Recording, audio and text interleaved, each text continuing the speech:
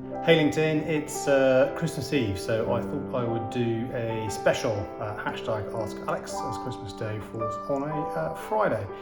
And we are in strange times. Christmas for a lot of people around the world is not what we thought it was going to be. Certainly in the UK, we thought we were going to be together with our families, and for a lot of us, we're not. And certainly as a parent, trying to explain that to a 5-year-old and a 3-year-old is no easy task, that they're not going to see their grandparents when they thought they were. But a lot of us are in the same boat. However, obviously with small children, you do bedtime stories, and I read this one last night, How the Grinch Stole Christmas. And Max, our youngest, he absolutely loves it, and he loves the Pixar Illumination cartoon as well. And with everything that's kind of happening and where we're not, I kind of felt it was apt maybe to do something a little bit different. So I would like to read to you How the Grinch Stole Christmas by the brilliant, if you don't know, Dr. Seuss. And for those of you that maybe remember this story, it brings back some fond memories, certainly for me. Maybe for those who never heard the story before, this is the first time. Hope that you enjoy it. So, How the Grinch Stole Christmas by Dr. Seuss. Every Who down in Whoville liked Christmas a lot.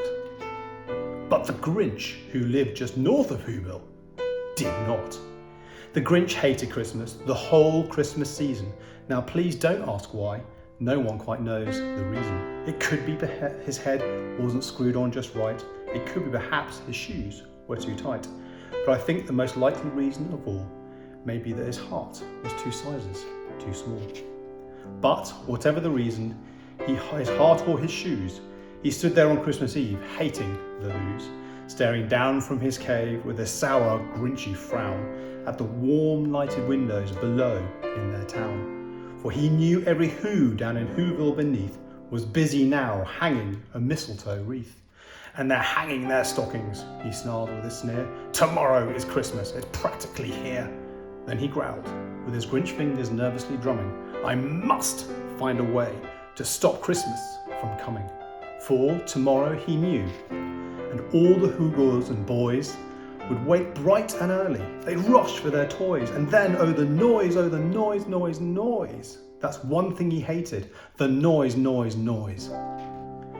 the Whos, young and old, would sit down to feast, and they'd feast and they'd feast, and they'd feast. They would feast on Who pudding and rare Who roast beast, which was something the Grinch couldn't stand in the least.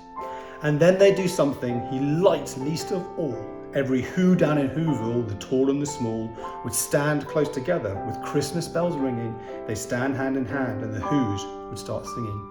They'd sing and they'd sing and they'd sing. And the more Grinch thought of this Who Christmas sing, the more Grinch thought, I must stop this whole thing. Why, for 53 years I put up with it now. I must stop this Christmas from coming. But how? Then he got an idea, an awful idea. The Grinch got a wonderful, awful idea. I know just what to do, the Grinch laughed in his throat, and he made a quick Santa Claus hat and a coat, and he chuckled and he clucked. What a great Grinchy trick! With this coat and this hat, I look just like Saint Nick. All I need is a reindeer. The Grinch looked around, but since reindeer are scarce, there was none to be found. Did that stop the old Grinch? No, the Grinch simply said, if I can't find a reindeer, I'll make one instead. So he called his dog Max, and then he took some red thread and he tied a big horn on top of his head. Then he loaded some bags and some old empty sacks on a ramshackle sleigh, and he hitched up old Max. Then the Grinch said, get up, and the sleigh started down toward the home where the Whos lay a snooze in their town. All their windows were dark, quiet snow filled the air. All the Whos were dreaming sweet dreams without care. When he came to the first little house on the square, this is stop number 1, old Grinchy Claus hissed. And he climbed to the roof, empty bags in his fist. Then he slid down the chimney, a rather tight pinch. But if Santa could do it, then so could the Grinch. He got stuck only once, for a moment or two. Then he stuck his head out of the fireplace flue, where the little Who stockings all hung in a row. These stockings, he grinned, are the first to go. Then he slithered and slunk with a smile most unpleasant around the whole room, and he took every present. Pop guns and bicycles, roller skates and drums, checkerboards, tricycles, popcorn and plums.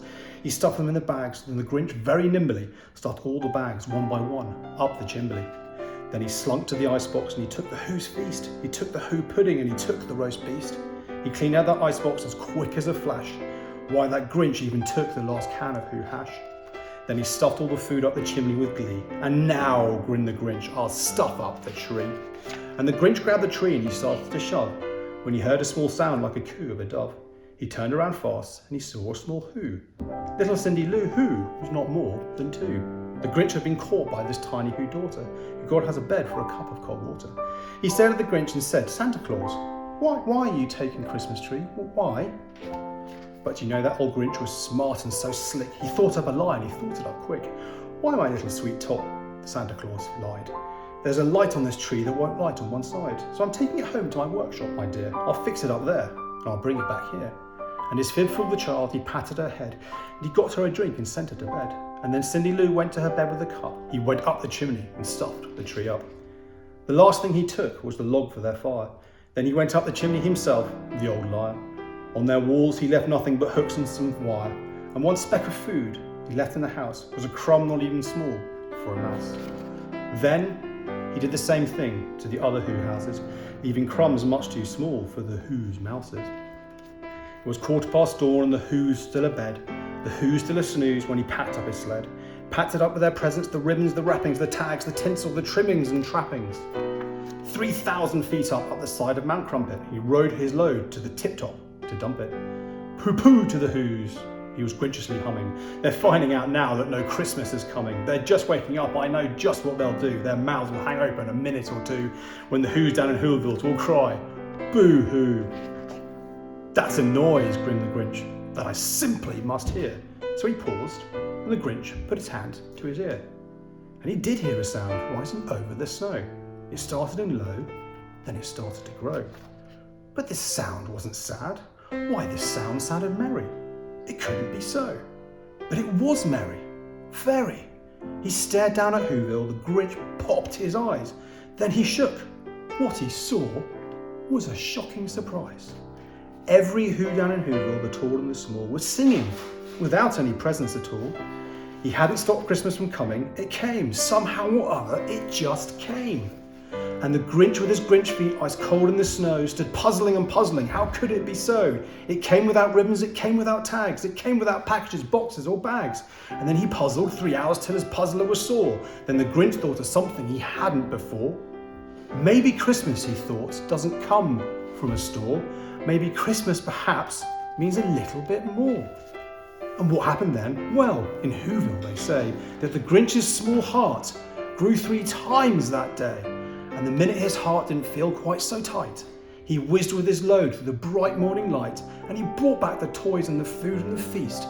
And he, himself, the Grinch, carved the roast beast. Brilliant story. Hope you enjoyed that.